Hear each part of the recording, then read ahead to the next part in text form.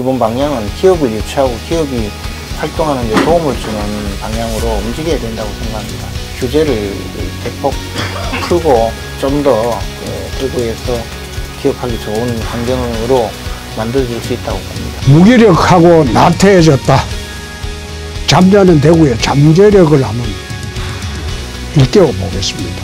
과거의 영광을 찾을 수 있도록 해보겠습니다. 다시 대구가 또 대한민국의 산업화의 중심 세력, 또 정치의 중심 세력으로 갈 수 있는 시금석이 되는 선거가 아닌가.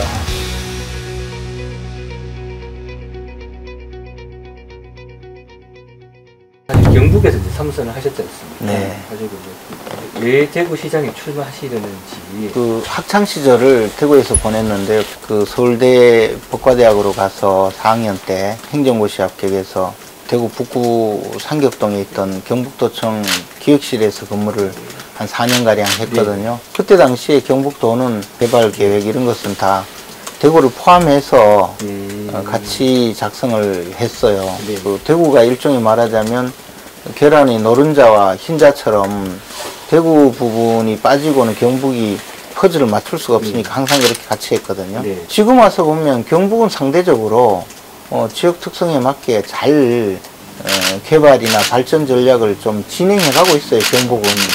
근데 대구는 지난 20여 년 이상 사실 소득 꼴찌 그런 도시가 되었고, 어느 해는 마이너스 성장도 하고, 저는 제가 역할을 잘할 수 있는 곳이 어디인가를 늘 많이 생각을 했고, 청와대 정무수석으로 일할 때 이 대구공항 이전 문제의 청와대 측 당사자였어요. 늘 이제 그 공항 이전 문제는 제가 어떻게 이걸 해결해야 되느냐에 대한 나름의 생각과 또 해법도 갖고 있고, 대구 시민들이 생각하는 취선 이전 문제, 이 문제도 이게 다 경북 지역에서 벌어지고 있는 문제잖아요.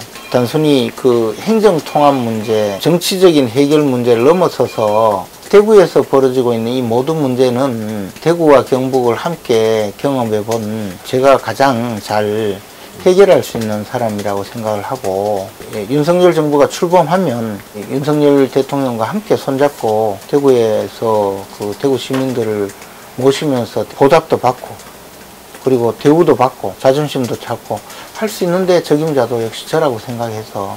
대구 지역에서 활동하신 시간은 생각보다 상당히 짧습니다. 그 짧은 기간에 비해서 여론조사에서는 생각보다는 상위권에 항상 랭킹이 되고 있는데, 그 이유가 뭐라고 보시는지?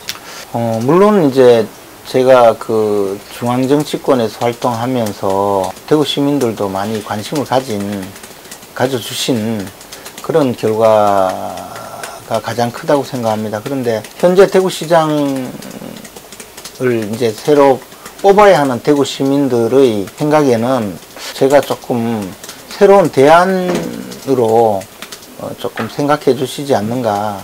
예컨대 지금 현재 등장하고 있는 시장 후보들보다는 그래도 저 김재원은 일도 조금 똑바로 할 수 있을 것 같고, 대구 시민들이 생각하고 있는 그 역할에 대해서는 그래도 다른 분들보다는 조금 똑부러지게 잘할 것 같다라는 기대가 좀 있다고 생각합니다. 경남도 보궐선거 출마하시려고 그러다가 국민의힘에서 이제 무공천 입장에 나오면서 결국 출마를 포기하셨는데, 그때 좀 마음이 많이 괴롭지 않으셨는지. 근데 이제 물론 조금 제가 이제 당초 뜻하던 바와는 달리 그 상황이 흘러갔기 때문에 당혹스러운 건 있었지만, 당초에 충남구 보궐선거에 출마할 때도 대선 그 캠프에 클린선거 전략본부장을 맡고 있었는데, 윤석열 후보자의 러닝메이트 개념으로 나오게 됐었는데, 뭐 그것이 이제 정치적 상황 변화로 갑자기 무공천으로 결정되고 나서부터는 제가 계속 그 출마를 고집하는 것이 오히려 대선 그 과정에 방해가 되는 상황이 되고 말았어요. 방해가 되는 것으로 판단이 되었을 때는 뭐 당연히 미련 없이 일단 그만뒀어야 됐고, 그 결정은 뭐 당연한 결정이었다고 생각합니다. 그래서 당혹스러운 정도였지 뭐 좀 좌절하거나 괴로운 심정은 좀 아니었습니다. 대구로 좀 이야기 좀 좁혀보겠는데요. 대구가 이렇게 경제적으로 어려워지는 이유가 뭐죠? 제가 보면 대구에 오면요, 다른 도시에 비해서 두 가지 특징이 있어요. 하나는 도심에 고가의 좋은 아파트들이 많이 세워지고 있고, 그 다음에 동대구역에 내리면 택시가 엄청나게 기다리고 있어요. 첫째 하나는 우리가 이제 옛날에 제가 경북도청에 근무할 때만 해도 경북도청 앞에 있는 칠성동, 침산동 이 지역이 거기 제1모직, 대한방직, 사모방직, 무림제지 이런 지금 대기업의 모체 업체들이죠. 그분들이 어느 날부터 대구는 그런 생산시설을 외국으로 뜯어 보내거나 또는 경북 지역 또는 다른 지방으로 보내고는 아파트를 짓기 시작했거든요. 도심부터 베드타운으로 바뀌는 이런 도시 구조를 만들었기 때문에 대구는 점점 소비도시 내지는 베드타운으로 전락하고, 그 도심에 있는 공장이 이전했다 하더라도 거기에 새로운 생산시설이 들어왔다면, 요즘에는 이제 벤처타운이라든가 이런 곳이 굉장히 많거든요. 예를 들어 서울 같은 경우에 구로동에서 많은 공단이 이전하고 전부 거기가 성장산업의 핵심 거점이 되고, 그것이 이제 오히려 활기 있는 곳으로 바뀌었는데, 우리는 아무 생각 없이 모든 학교가 나가면 아파트 짓고 공장이 나가면 아파트를 지었어요. 이거는 크게 잘못한 것이라고 생각합니다. 기본 방향은 기업을 유치하고 기업이 활동하는 데 도움을 주는 방향으로 움직여야 된다고 생각합니다. 규제를 대폭 풀고 환경 규제를 제외한 나머지 규제들은 과감하게 풀어버리고 좀 더 대구에서 기업하기 좋은 환경으로 만들어질 수 있다고 봅니다. 두 번째는 택시 문제인데요. 전형적으로 이제 행정이 좀 잘못한 문제인데, 저게 다른 지역은 수요 공급이 비슷한데 유독 대구 지역만 왜 공급이 저렇게 늘었을까? 행정의 실패가 그대로 민간 경제에 영향을 미치는 대표적인 사례라고 생각합니다. 이런 것 하나하나 고쳐나가지 않으면 대구가 꼴찌 탈출할 그런 기회가 영원히 못 올지도 모릅니다. 후보님이 생각하시는 대구 발전 계획, 대표적인 게 일단 어떤 게 있을까요? 기업하는 분들에게는 최상 서비스를 제공해서 대구에서 기업하는 것이 적어도 행정적으로 뒷받침이 되는 환경을 만들어서, 대구가 그래도 전국에서 기업하기는 제일 낫다, 그렇게 일단 만들어줘야 된다고 봅니다. 대구시의 행정을 맡게 되면 계속 산업단지의 규모를 늘려가야 된다고 생각하거든요. 중국에 가서 제가 느낀 거는 반드시 개발구라는 곳이 있습니다. 거기 가보면요, 수백만 평을 먼지가 펄펄 날지만 부지를 확보해 놓거든요. 기업이 들어오게 유인책을 줍니다. 우리가 과연 그렇게 하느냐. 대구시는 산업단지 내지 기업이 입주할 수 있도록 산업용지를 확보해서 공급할 수도 있어야 되고, 1인 기업부터 대기업까지 대구에서는 전부 다 창업하기 좋고 대구에서 성공하고 그런 분위기를 만들어주는 것이 가장 좋다고 봅니다. 그래야 젊은 사람들 일자리도 생기고, 그렇게 해서 지역도 이제 발전할 수 있고, 그러면 인구도 늘 수 있다고 봅니다. 가장 경쟁 후보라고 할 수 있는 홍준표 의원님 그리고 현 대구시장님, 이 두 분을 좀 이렇게 평가를 하신다면? 홍준표 후보님은 일단 정치 경력이 많으시죠. 권영진 시장님은 8년간 대구시장으로서 하면서 여러 가지 업적을 많이 남기셨는데, 단점은 아무래도 대구시가 지금보다는 혁신적으로 좀 바뀌기를 원하고 변화가 일어나기를 시민들이 원하고 있는데, 그 점에는 오히려 김재원이 좀 낫지 않을까. 그리고 윤석열 정부와 손을 잡고 대구의 현안을 제대로 해결할 수 있는 사람, 대구가 지금까지 쌓아온 밀린 이 숙제를 해결하는 그런 일에는 그래도 김재원이 낫겠다라고 판단해 주지 않을까 생각합니다. 박근혜 전 대통령이 지난 24일 이제 대구 달성군 사저로 오셨습니다. 이번 지방선거 친박 바람이 불 수도 있을까요? 박근혜 전 대통령에 대해서 지역 주민들이 갖고 있는 애틋한 안타까움과 지지하는 마음은 상당히 큰 걸로 알고 있습니다. 그리고 그런 면이 일정 부분 영향을 미칠 수 있다고 보는데요. 다만 이제 박근혜 전 대통령을 돕는 문제, 정치적으로 명예를 회복해주는 문제라면 적극적으로 도와줄 거라고 생각합니다. 그런데 지방선거는 약간은 좀 다르게 보지 않을까. 일 잘하고 또 현재 출범하는 우리 윤석열 정부와 함께 그 호흡을 맞추고 일할 수 있는 사람을 조금 더 높게 치지 않을까 그런 생각입니다. 박근혜 전 대통령의 생각이 분명히 지방선거에 영향을 미치겠지만 주민들이 보기에는 선거의 성격을 조금 다르게 볼 수는 있다고 봅니다. 지금 박 전 대통령의 부의무사로 평가받는 유영하 변호사가 대구시장 출마를 약간 저울질을 하시는 것 같습니다. 유 변호사가 출마할 경우에 이제 출마한다면 어떤 영향이 미칠지 사람들이 많이 궁금해하시는데요. 저는 이제 박근혜 전 대통령을 거의 마지막까지 청와대에서 모신 정무수석으로서 보좌했던 사람이고 또 박근혜 전 대통령을 돕겠다는 마음이나 또 정치적인 명예회복을 돕겠다는 마음도 변함이 없고 유영하 변호사는 사실 그 탄핵 이후에 거의 홀로 박근혜 전 대통령을 보호하고 또 변호하고 지금까지 도왔던 분이기 때문에 박 전 대통령의 입장에서는 유영하 변호사가 훨씬 안타깝고 애틋한 사람일 겁니다. 그런 면을 이제 유권자의 입장에서도 잘 눈여겨볼 테니까 아마 그런 모든 것을 판단해서 결정하지 않을까 생각을 합니다. 영향이 어느 정도 있을지는 제가 장담할 수는 없지만 유영하 변호사가 나오면서 또 박근혜 전 대통령 이슈가 커지니까 그 점은 저에게도 좋은 영향으로 오지 않을까 생각합니다. 윤석열 당선인과의 어떤 친분도 많이 강조를 하셨는데요.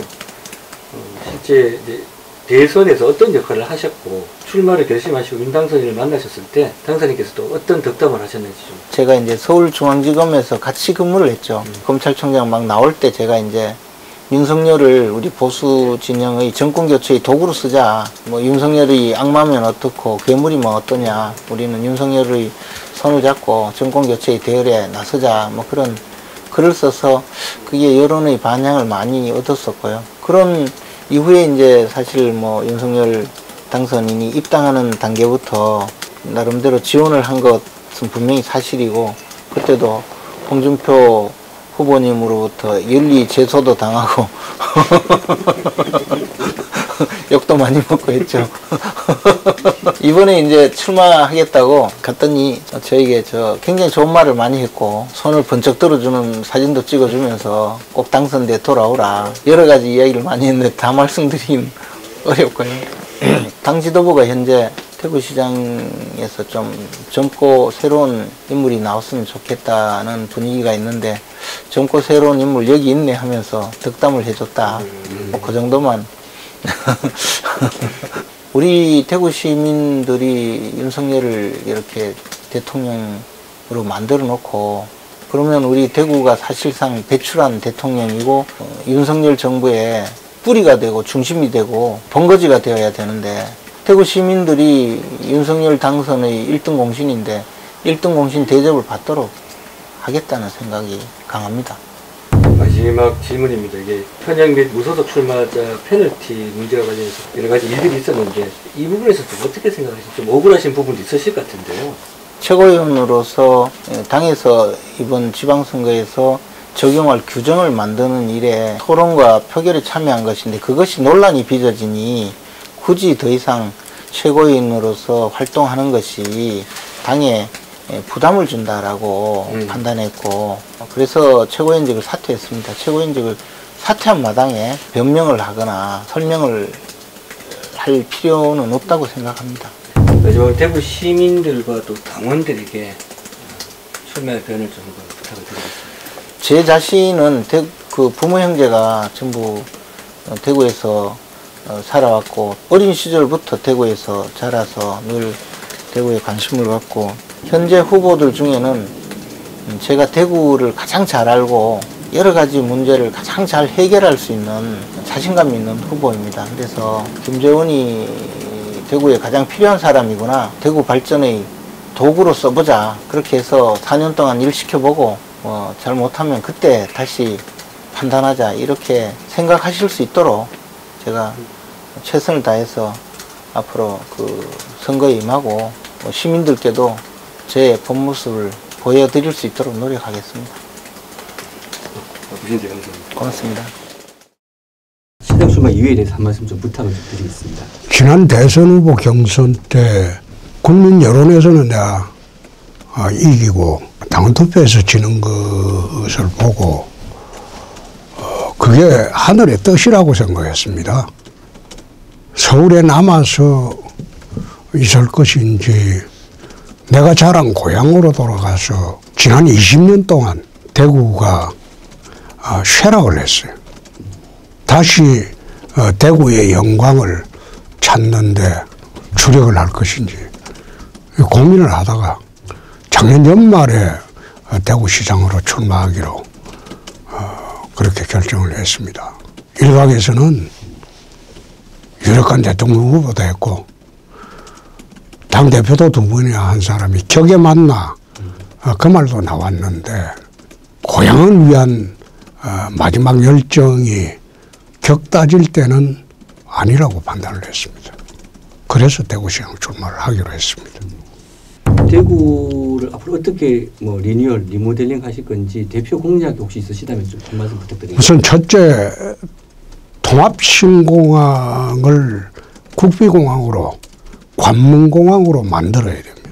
대구공항 이전이 단순히 동청공항 규모의 이전으로서는 안 됩니다. 동남아공항을 만들어서는 대구 산업발전에 도움이 되지 않아요.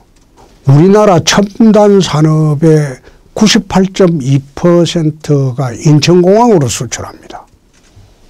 그렇게 하다 보니까 첨단 산업들 수도권 밑으로 안 내려오죠. 그리고 내려오게 하려면 통합신공항이 미주 노선, 유럽 노선, 직항로를 만들어내야 돼요. 그 규모로 만들어야 돼요. 그렇게 해야지 공항 근처에 첨단 산업이 오지 마라 해도 옵니다. 수도권은 땅값이 너무 비싸니까. 그래서 우선 기업 유치를 하려면 기업의 하늘길을 열어주지 않고 어떻게 기업 유치가 되겠습니까? 나는 대구 통합신공항이 저게 단순히 여객공항으로 난 보지 않습니다. 물류공항으로 봅니다. 그래서 그 근처에 기업 유치할 여건을 마련해 줘야지 기업이 대거 내려올 수밖에 없어요.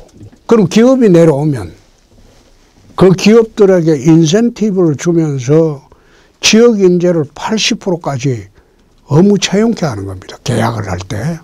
그래서 지역에서 졸업한 학생들은 타지에 안 가고 공항 근처 공항공단에서 일할 수 있는 여건을 만들어 주는 겁니다. 그리고 산학 연계를 해서 업체에서 필요한 연수교육을 대학에서 이미 마치도록 해갖고 졸업생들이 바로 연수 절차 없이 실무에 들어가게.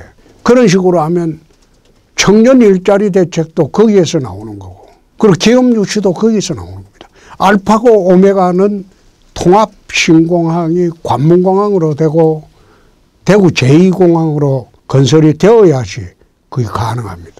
통합신공항을 제가 국비공항으로 내건 것이 지난 대선 때 윤석열 당선자도 공개적으로 동의를 했고 이재명 당선자도 TK 공약은 홍준표 공약을 이어받겠다고 선언을 했어요. 그러면 국회에서 통합신공항법을 이미 2년 전에 제출한 법을 거부할 이유가 없죠. 그게 제일 첫째입니다. 그리고 두 번째, 공항 후적지를 어떻게 할 것이냐. 내가 두바이식 개발을 한번 해보겠다. 그거는 24시간 잠들지 않은 도시로 만들어야 돼요. 거기에 아파트 지어본들 대구 발전에 도움이 되지 않습니다. 무규제 지역으로 만들어야 됩니다. 그러니까 특구를 만들어서 두바이식 개발을 해야 돼요. 그리고 세 번째, 공항이 유치되면 공항 옆에 공단을 만들어야 돼요. 그래야 기업들이 내려와요. 그 근처에 그린벨트를 풀어가지고 공장 부지를 아주 싸게 줘야 됩니다. 수도권에 지금 공장 부지가 평균 평당 1,000만 원 합니다. 그럼 공장 부지를 평당 10만 원 해주면 그 사람들 안 내려오겠어요? 수출길 있지, 인력 되지, 그 수도권에 고집할 필요가 없다고요. 그 세 가지가 대구 경북 발전의 나는 첫째 조건이라고 봅니다. 네 번째가 공무원들을 일하는 공무원상을 만들어야 돼요. 그래서 시정개혁단을 만들어서 1년 동안 대구시정을 근원적으로 한번 개혁을 해보겠습니다. 그리고 대구의 공공기관도 똑같은 개혁을 한번 해보겠습니다. 이미 경남지사 할 때 경남도 산하 기관하고 공무원 조직을 대개혁을 한번 해봤습니다. 똑같은 절차로 할 겁니다. 네. 다른 후보들에 비해서 홍 후보님께서 경쟁력이 더 있다고 생각하시는 부분 어떤 게? 그 묻는 것 자체가 실례인 게 결례고 실례인 게 나는 27년 동안 선거를 하면서 상대 후보를 의식하고 선거를 해본 일이 없습니다. 내가 잘해야 되는 겁니다. 내가 시민들의 판단을 받아야 되는 겁니다. 그 대답은 그거로 대신하겠습니다. 알겠습니다. 5년 후 대선 발판을 위해서 시장에 출마하셨다라는 이야기가 있습니다. 여기에 대해서는 어떤 입장이신지. 역대 대구시장 중에서 대선 후보감이 있었습니까? 응? 나는 중앙에서 이미 대선에 한 번 출마해봤고 한 번은 유력한 후보였던 사람입니다. 네. 중앙에서 이미 다 인정받고 내려오는 사람입니다. 대구시에서 무슨 발판으로 해서 올라가겠다? 지금 국회의원입니다. 그거는 말하는 자체가 나는 이상하다. 또 두 번째, 그거는 4년 후의 이야기입니다. 4년 후에 한국 정치판이 어떻게 될지 그건 아무도 예측할 수가 없습니다. 미리 그런 식으로 논의하는 자체가 저로서는 말이 안 된다. 일각에서는 윤석열 당선인과의 불편한 관계가 아니냐 이런 이야기도 있는데 실제 윤석열 후보 당선인과 관계는 좀 어떠신지? 편합니다. 그리고 네네. 윤 당선인이 저를 무시하거나 깔볼 수가 없죠. 역대 대구시장 중에서 대통령이 무시 못하는 존재가 있었습니까? 난 그런 말씀 물을 때마다 대통령과 협력을 하지 않고 어떻게 대구시장을 끌고 갈 수가 있습니까? 나는 정치 27년 하면서 누구를 등에 업고 정치를 해본 일이 단 한 번도 없습니다. 홍준표의 힘으로 하는 겁니다. 정치는 자기 힘으로 써야지. 배후 세력을 믿거나 권력자에 얹혀가지고 권력자를 팔아서 하는 정치는 오래가지도 못할 뿐더러 좀 비열합니다. 국회에서 15대 국회의원 출신은 저밖에 없습니다. 박병석 의장님이 16대 출신입니다. 국회에서 제가 제일 어려입니다. 여야를 통틀어서. 근데 국회의원들, 민주당 의원들이 저를 어떻게 깔보겠습니까? 현재 대구가 왜 이렇게 어려워졌는지에 대한 진단과 그 해결책을 한번 설명해 주시죠. 무기력하고 나태해졌다. 잠자는 대구의 잠재력을 한번 일깨워 보겠습니다. 과거의 영광을 찾을 수 있도록 해보겠습니다. 직접 대구를 또 시장 출마 선언을 하시고 다녀보시니까 대구 시민들의 분위기, 반응은 어떻던가요? 난 반대하는 사람 한 사람도 못 반대. 원래 이렇게 악수를 하면 탁 설치잖아요. 그렇죠. 서울에는. 네네. 쫓아와서 사진 찍자고 나는 음식점에서 밥 먹고 나오면 인사하고 나올 때도 같이 사진 찍자고 쫓아나오지. 난 반대하는 사람 한 사람도 못 반대. 반대하는 사람이 없으면 어떻게 정치를 할 수 있습니까? 민주주의는 51%만 동의를 얻으면 되는 게 민주주의입니다. 경남도지사를 경험하신 것이 대구시장직을 하시는 데 있어서 도움이 될까요? 지방행정은 다를 바 없죠. 제가 경남지사를 할 때는 경남도정을 개혁을 했습니다. 땅 한 평 안 팔고 1조 3,900억의 빚을 3년 반 만에 다 갚았습니다. 행정개혁, 재정개혁만으로. 경남 출신 학생들 인류 호텔급 기숙사를 내 월 15만 원의 숙식을 제공하는 기숙사를 만들어 주었습니다. 지금 아마 경남신문 여론조사로 최근에 역대 도지사 중에 최고가 누구냐? 압도적으로 홍준표입니다. 대구시정도 지방행정으로서는 크게 다를 바 없지만은 대구시정은 도정하고 또 다른 측면이 도지사는 지원기관이에요. 그러나 대구시장, 광역시장은 집행기관이에요. 그만큼 경남도지사 할 때보다 일이 많을 겁니다. 그 차이입니다. 과연 대구를 이끌어 가실 때 혹시 대구가 4분 오열되지 않을까 하는 그런 우려를 하시는 분도 있습니다. 소신 있게 추진을 하니까 내 27년간 정치를 해왔죠. 네. 저하고 추진하는 같이 한 정치인들 전부 은퇴 다 했습니다. 근데 27년간 내가 세력을 뒷받침하지 않고 권력자한테 기대지 않고 어떻게 정치를 할 수 있었겠어요? 그 질시하는 사람들이 만들어내는 거죠. 시장이 허물허물해서 시정이 되겠습니까? 시장이 카리스마 없고 강력하지 않으면 시정이 그걸로 갑니까? 공무원들이 따라오겠어요? 이런 위기 상황에 대구에는 오히려 좀 강한 리더십이 필요하다 이렇게 해석을 해도 될까요? 리더십이 이제 연성 리더십도 있고 강성 리더십이 있는데 추진력 면에서는 강성 리더십을 가진 사람만이 일을 만들어낼 수가 있습니다. 대구 경북 행정통합 이 부분에 대해서는 좀 어떤 구리군 편입은 5월 1일자로 아마 국회에서 처리를 하는 것으로 합의가 된 거로 알고 있습니다. 대구 경북 행정통합은 저는 개인적으로 반대합니다. 행정통합이 되면 광역단체장이 하나가 줄 수밖에 없습니다. 그럼 전남하고 광주도 통합을 해야죠. 통합이 됩니까? 대구 경북이 통합을 하면 산하단체가 지금 거의 절반을 없애야 돼요. 그러면 경북도청을 짓는데 8천억이 들었어요. 대구 경북 통합하고 수보도시를 안동으로 가서 되겠습니까? 대구 시민들이 동의하겠습니까? 그럼 8천억의 건물은 뭐하냐 이 말이에요. 실무적으로 이게 가능한 것인지 검토도 안 하고 대구 경북 통합하자고 그 나가는 거는 통합 대경 특별시가 된다고 해서 이게 강해지는 게 아니에요. 지역만 넓어지고 공무원 수 3분의 1 줄일 수 있습니까? 그럴 자신이 있으면 통합해보라. 산하기관을 갖다가 절반으로 줄일 수 있습니까? 그럴 자신이 있으면 해보라는 거예요. 되지도 않을 거를 왜 그런 식으로 추진을 했는지 나는 그 이해가 하기 어렵다. 대구 시민들에게 왜 홍준표 후보를 찍어야 되는지. 대구가 다시 일어서기 위해서 대구에 대한 예정은 저는 태어나지는 않았지만 여기서 초중고등학교를 나왔습니다. 아마 대구에 대한 예정은 누구보다도 못지 않을 겁니다.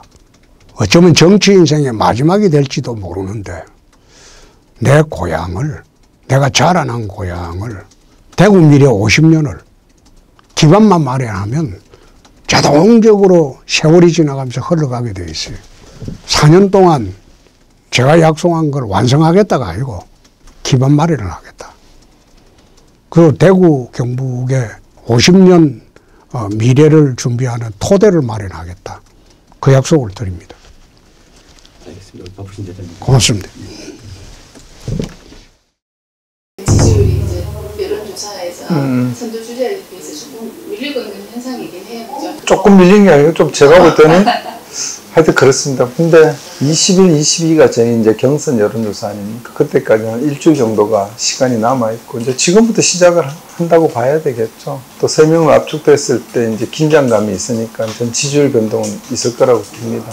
시민들께서 이번 선거가 어떤 의미를 갖고 있는지를 잘 알고 계신다고 좀 봐요. 대구가 한국 정치사의 거의 중심점의 역할을 했던 그 역할이 어느 순간 조금 뒤로 밀려졌다는 그런 느낌도 있습니다. 다시 대구가 또 대한민국의 산업화의 중심 세력, 또 정치의 중심 세력으로 갈 수 있는 시금석이 되는 선거가 아닌가. 어떤 분이 시장이 됐을 때 그런 시금석과 마중물 역할을 할 수 있겠는가, 이런 것은 시민들께서 좀 숙고하시면 판단이 저는 정확하게 나올 수 있다고 그렇게 생각하고 있습니다.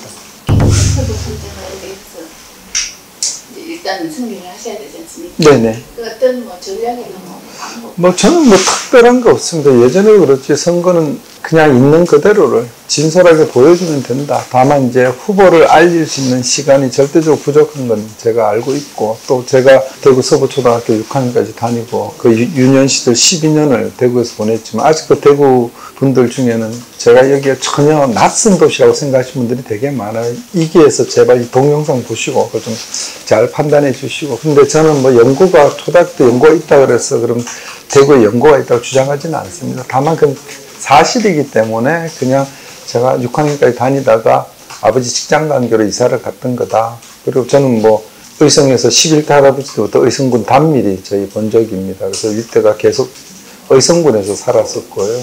그래서 뼛속 깊이 이 대구 경북의 DNA가 흐르는 사람이고요. 연구성이 약하다는 비판에 대해서는 저는 감내해야 된다고 보고요. 또 대구에서 정치활동도 없었다는 것도 전 당연한 겁니다. 그렇지만 그런 게 시장 후보를 보는데 절대적 기준은 되지 않는다고 저는 그렇게 생각하고 있습니다. 대구 시장으로서 업무 수행에 있어서 조금 걱정하는 소리도 있어요. 그렇죠. 이제 행정 경험이 없다고 자꾸 얘기를 하시는데, 저도 검사 특수검사를 비해서 검사 생활 9년을 했고 차관급인 국가인권위 상임위원을 2년을 했습니다. 근데 만약에 그 행정을 지방행정, 뭐 시장, 군수나 구청장, 이 지방행정 경험이 있다 그러면 그럼 뭐 홍준표 선배 한 분밖에 없겠죠. 근데 의정 경험이 있다 그래서 시장이나 군수나 뭐 도지사를 잘한다는 보장도 없고요. 어떤 사람이 어떤 일을 할 수 있냐는 그 사람이 지나온 그 길을 보면 됩니다. 검사로서 검찰 행정은 저희가 했겠죠. 그리고 국가인권위 상임위원은 그 대한민국 전반의 조직과 그런 민간, 공기업 이런 데 일어나는 일들 들여다볼 수 있는 그런 자리입니다. 그런 경험이 대구시정을 맡아서 조금은 뭐 시민들이 원하는 만큼의 100%는 아닐지라도 시정을 담당하는데 전혀 지장이 없을 거라고 보고요. 너무 걱정하지 않으셔도 괜찮다. 저렇게 감히 말씀드리고 싶습니다. 시장 출마서 좀 당혹스럽다. 하시면 피하고 싶은 생각은 없다. 사실 대구시장 출마를 생각했던 거 오래됐습니다. 뭐 적극적으로 하루 이틀 된 게 아니고요. 이 얘기를 하면 조금 긴데 설명을 드리겠습니다. 그 2020년도 이제 총선 당시에 특정지역구를 얘기하시면서 그쪽 출마를 이제 요청을 했습니다. 그것도 한 번 한 게 아니고 수회에 걸쳐서. 그렇지만 저도 이제 지역구 출마 경험이 있고 또 지역구 출마를 하기 위해서 길게는 4년, 짧게는 2, 3년을 준비하고 계셨을 텐데 그것도 경선 이런 절차를 거쳐 전략공천을 내려가게 되면 그때까지 준비했던 분들한테 굉장히 면목이 없을 것 같고 그건 제가 도리가 아니라고 생각했어요. 근데 그보다 더 큰 거는 박근혜 대통령께서 아주 수감 중에 있었습니다. 그럼 제가 출마를 하게 되면 암만 뭐 대구 경북 지역이 조금 상대적으로 쉽지 않겠습니까? 이렇게 보수 진영은. 그래도 그 지역 국민들한테서 인사를 하고 선거운동을 해야 되는데 그때까지 대통령 돌봐줄 사람이 없었던 거예요. 처음부터 저는 그 출마제는 감사하고 고맙지만 제가 나가서는 안 된다 해서 이제 거절을 했던 거고, 그러면서 시간이 지나면서 이제 이런저런 얘기 과정에 지방선거는 어떻게 생각하냐 이렇게 말씀이 계셨고, 뭐 그래서 저도 뭐 그걸 꼭 그때 당시, 그러니까 대구라는 도시가 어릴 때 떠났지만은 저한테는 늘 그러니까 애틋한 도시죠. 좀 잘 됐으면 좋겠고 다른 지역이랑 비교했을 때 늘 자랑스러운 도시면 좋겠고, 그래서 대구 현안을 좀 보기 시작했던 거죠. 만약에 제가 대구를 맡아서 시정을 하면 어떤 디자인으로 어떻게 꾸며나갈까, 그러니까 이런 구상은 한 지가 오래됐었죠. 지난번에도 뭐 스트롱 되고 스마트 되고 세이프 되고라고 말씀을 드렸듯이 그런 타이틀로 해서 그게 맞는 공약, 그리고 제일 중요한 건 일거리니까 경제를 어떻게 할 수 있냐 그 부분을 집중해서 좀 공부를 했던 거죠. 그래서 그런 공약 같은 거는 어느 정도 찬찬하게 다 마련되어 있습니다. 박근혜 마케팅, 좋게는 마케팅, 또 별로 안 좋게 파리 이런 것들 하는 게 아니냐. 그렇죠. 뭐 그거야 뭐 반대 쪽의 사람들이 응당할 수 있다고 봐요. 정치판에서 용어를 선택할 때 물론 언론에서 네이밍도 하겠지만 좀 격에 좀 맞았으면 좋겠다. 그냥 대통령 후광을 좀 이용한다. 이 정도 얘기는 보편적인 얘기라고 저는 보거든요. 조금 자제했으면 좋겠다. 그래서 명색의 지도자 반열에 있는 사람들은 대통령께서 이제 저의 후원회장을 맡으면서 일종의 인센티브가 제공될 수 있다는 점은 저는 부인하지 않죠. 그건 뭐 당연히 그럴 수 있다고 보고요. 또 그런 비난은 제가 감내할 몫인데, 그렇지만 출마자는 접니다. 대구 시민들이 선택하는 것도 저를 보고 선택하지, 대통령이 옆에 있다고 해서, 물론 대통령이 계시니까 대통령에 대한 애틋한 마음을 가진 분이 저를 지지하는 걸 이어줄 수는 있겠죠. 근데 그게 100% 절대적이지는 않다고 봐요. 유영하 개인 브랜드에서 유영하가 주장하는 내용이나 유영하의 인성이나 유영하 품격을 보고 본인들이 판단하신 게 저는 더 크다고 봅니다. 대표적인 공약 같은 거 있으실까요? 제일 큰 게 이제 결국은 먹거리죠. 경제력입니다. 다만 지방정부의 한계라는 게 지방 자주도가 또는 재정 자립도가 이게 100%가 아니거든요. 굉장히 대구가 자주나 자주도가 떨어집니다. 그러면 결국은 중앙정부의 지원을 받아야 시장이 어떤 일을 할 수가 있는 거죠. 대구에서 어떤 미래 먹거리를 가져올 건가. 그때 제일 먼저 떠올랐던 게 지금 데이터라는 게 21세기 원유입니다. 시민들께서는 조금 생소하실 수 있다고 보는데, 이 데이터를 생성해서 보관하고 가공해서 유통하는 과정에 수많은 일자리가 생기고 아마존 같은 그런 빅테크가 생길 수도 있고 엄청난 일자리가 생깁니다. 근데 다행히 이제 윤석열 당선인께서 대구에 데이터 거점 도시를 만들어주겠다. 굉장히 좋은 정책이었고 제가 평소에 생각했던 아이템이거든요. 그래서 제가 받았고, 데이터 거점 도시를 만들 때 그럼 강론은 어떤 게 필요하냐? 그러면 데이터 산업단지도 있어야 되고 데이터 흡센터도 있어야 되고 뭐 데이터 경제 특구도 있어야 되고 이렇게 설명을 하시는데, 데이터 센터는 게 굉장히 중요한 겁니다. 이게 포천에서 이제 짓고 있는 데이터 센터가 3조를 들여서 짓고 있어요. 근데 그게 고용 창출력이나 경제 효과가 어마어마합니다. 그럼 대구에 데이터 3단을 만들어서 그게 데이터 센터가 들어오고 국가 데이터 허브 센터가 들어오게 되면 엄청난 고용 효과, 부가가치가 저는 된다고 보거든요. 두 번째는 대구의 산업구조를 잘 들여다봐야 됩니다. 제조업이 한 20% 정도밖에 안 돼요. 한 21% 제가 알고 있는데, 자영업자, 소비재 산업에 생산되는 종사하는 분들이 한 70%가 돼요. 그분들을 어떻게 지원을 해줘야 되나. 이분들이 코로나 사태 직격탄을 맞으신 분이거든요. 공약을 다 설명하면 지금 설명할 수 있는데, 일단 크게 그렇게 두 가지 정도를 보고 있습니다. 그분들에 비해서 후보님 나는 이런 경쟁력이 좀 더 있다라는 뭐 검사로서의 경험이 도움도 될 수 있고 또 때로는 조금 경직될 수도 저는 있다고 봐요. 정치에 가장 중요하다고 생각하는 게 저는 관용과 절제라고 봅니다. 물론 그 기본 바탕은 신의가 그 기본에 깔려 있는 상태에서 늘 누차에서 말씀드렸듯이 어떤 일을 결정하기 전까지는 되게 신중하게 고민을 많이 한다. 그 정도 결정하고 났을 때는 그 이후에 일어나는 상황에 대해서 이렇게 희디비하거나 그러지 않는다. 저는 만약에 시민들의 선택을 받아서 시정을 맡으면 열심히 일하는 공무원들 사기 높이는 방안 저는 적극적으로 검토할 겁니다. 일부에 문제된 거 문제된 대로 개선하면 되는 거고, 전체 정말 묵묵히 일하는 공직자들의 명예나 이런 걸 건드리는 말들은 정말 조심해야 된다고 봐요. 저는 제가 시장으로 있는 한은 저희 공무원들이 일하다 어떤 법적 책임이나 그런 데 있는 거 제가 책임지고 그런 거 신경 안 쓰고 일할 수 있는 그런 여건 반드시 만들겠습니다. 그건 되게 중요하다고 저는 생각해요. 후보님 댁이 수성구 파동입니다. 파동. 네. 거기에 대해서도 얘기들이 있습니다. 아니 그게 뭐 일부러 거기를 얻은 게 아니에요. 달성군 이제 사저 앞에 있는 아파트를 좀 봤었는데 그게 적당한 데가 없었고, 이제 사저 갈 때 좀 생각보다 빨리 갈 수 있더라고요. 그 앞산도를 타고 가니까. 예전에 누가 그러더라고요. 거기 뭐 홍준표 선배 지역구니까 선거 출마하려고 하는. 아니, 그건 홍준표 선배가 시장 후보가 됐어. 본인이 사퇴해야 보궐됩니다. 그런 거 염두에도 시장 출마한 게 아닙니다. 저는 제가 시장이 왜 시장을 하려고 했던 그 명분과 이유에 대해서 제가 설득이 됐기 때문에 제 스스로 나왔던 거지, 보통 사람들이 자기 딱 기준에서 늘 자기가 행동했던 그런 패턴에서 사람을 보거든요. 근데 그렇게 안 봐줬으면 좋겠어요. 그런 사람들은 자기가 걸어왔던 길이 어떤 길인지 한번 되돌아보라고 제가 감히 말씀드리고 싶습니다. 친박연대 단일화 이런 얘기들이 나오고 친박연대는 용어는 부적절하고요. 그런 친박연대가 없고요. 저는 늘상 했던 얘기가 똑같습니다. 단일화 제의가 오면 피하지는 않는다.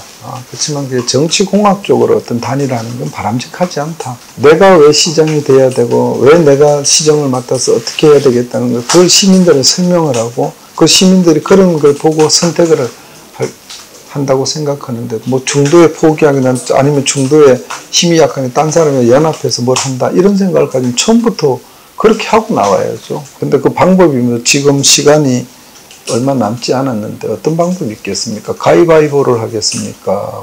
뭐 어떻게 하겠습니까? 본인들이 판단을 하시겠죠. 저는 그렇게 보고 있습니다.